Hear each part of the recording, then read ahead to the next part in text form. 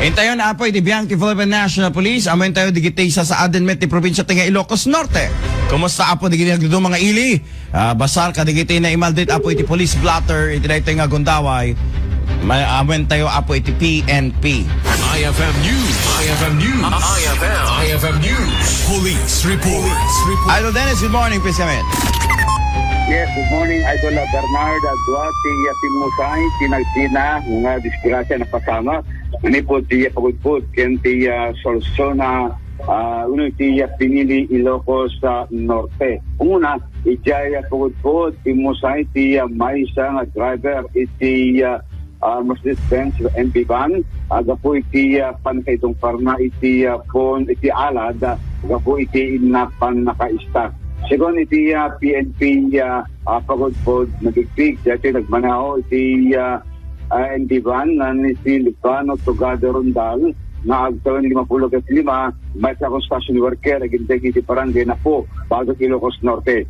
Kaduana iti lugar ni Alvin Aganon Delin na agtawan 25 may sa construction worker agintay iti barangay Kanaan bago Ilocos Norte. Kente Agnagan Aljera Galgalan na pahinag nag 2040 may sabi station worker aging digmet ti barangay na po Badog Ilocos Norte.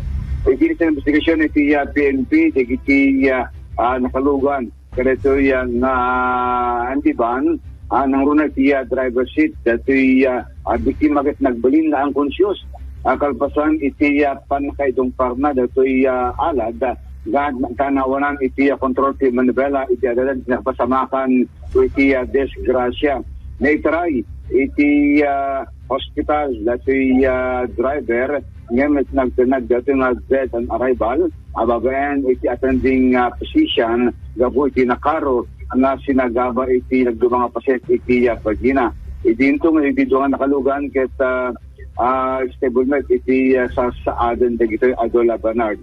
Second, ti PNP na awalan ti loss control ti Manibela ti driver. Ang rason, iti panakitong parte iti alad, iti mismo nga paset iti Provincial Road, nasakop iti barangay Kaprispisan, Pagudpud, Ilocos Norte. Iti tinili sa balipay na disgrasya iti napasamak nga nakatayan ti driver iti kurong-kurong, gapo iti panakitong forma iti may sa motorsiklo, iti Nueva Era Pinili Road, nasakop ti barangay Liliputen, Pinili, Ilocos Norte. Investigasyon iti PNP, ti Suki Motorcycle, ngayon turong dagnagan na James Carlo Dudulao, na 2028 baro, agad ti barangay nagpatayan, Panay, Ilocos Norte.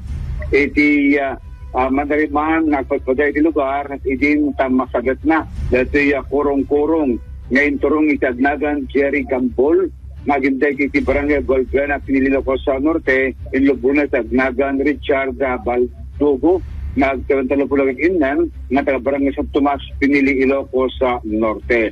Iti investigasyon, nagdinumpar ito ket nakaro, inusuwatan iti bagi, dati driver iti kurong-kurong, kenti kabsat na, nga ni Oliver Gambol, iti nagsagabangat iti suwat iti aking kanigid ngalok puna agpada nga natare dito iti Mariano Marcos Memorial Hospital and Medical Center iti Batak City ngayon dati driver iti kurong-kurong iti nideklara na dead na arrival aga po palang nakaro nga sugat iti nasinagaba iti rito na disgrasya.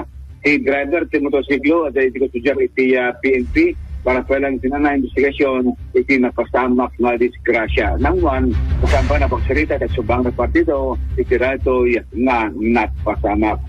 Ito na iti pasamak na sa 24 oras intera probinsya ti Ilocos Norte. Idol, Dennis Galitio, Tata, Aranan.